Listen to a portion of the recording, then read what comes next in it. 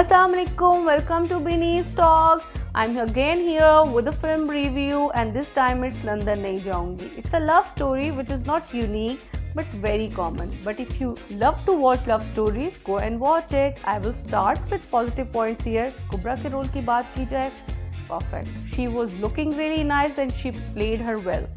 But मैविश के character की बात की जाए तो वो भी कम नहीं था, दबंग था और बहुत अच्छे से मैविश ने करने की कोशिश की। दोनों के रोल को अगर मेरी सजेशन है कि स्विच कर दिया जाता है, यानी कुबरा मैविश का रोल प्ले करती और मैविश कुबरा का, मेरे ख्याल में फिल्म को 4 चांद लग जाते। गौहर की बात ना की जाए तो गलत है, गौहर बहुत एंटरटेनिंग थे, बहुत अच्छे लग रहे थे। I love to watch him again.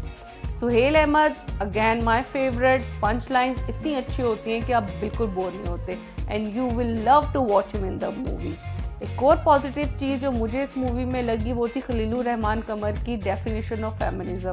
इतने अच्छे तरीके से पोर्ट्रे की गई, इतने अच्छे तरीके से पेश की गई कि आपको बिल्कुल ओवरबोर्ड नहीं लगती और आपको लगेगा कि this is what a feminism called, so you will love it. Negative की बात की जाए तो हम हुमायूं सईद से स्टार्ट करेंगे।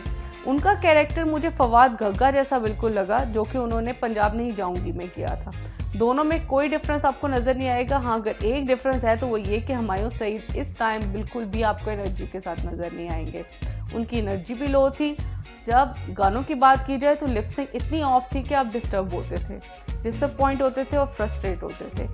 ऑलरेडी सॉन्ग्स तो बहुत अच्छे नहीं थे, लेकिन जब लिपसिंग भी ऑफ हो जाती है तो वो और भी ज़्यादा डिस्टर्बिंग है। उसके साथ एक और चीज़ जो मुझे बिल्कुल अच्छी नहीं लगी वो थी एक नैरेटिव, जो कि हम हमेशा बात करते हैं कि इम्पॉर्टेंस ऑफ कंसेंट होता है वुमेन का। रिफ्यूज़ल का मतलब रिफ्यूज़ल ही होता है, हाँ नहीं होता है। और एक 30s में बंदे को ये दिखाना कि वो इतना परस्यू कर रहा है एक वुमेन के नो बोलने के बाद भी, वो मुझे थोड़ा सा चाइल्डिश लगा, क्यूट नहीं लगा बिल्कुल भी। लोग अगर इसको क्यूट समझते हैं तो it was not cute at all. I think we should think about it once, बगैर किसी सोचे समझे इसको बीच में इंक्लूड करना is not right. Casting issues मुझे बहुत मूवी में लगे।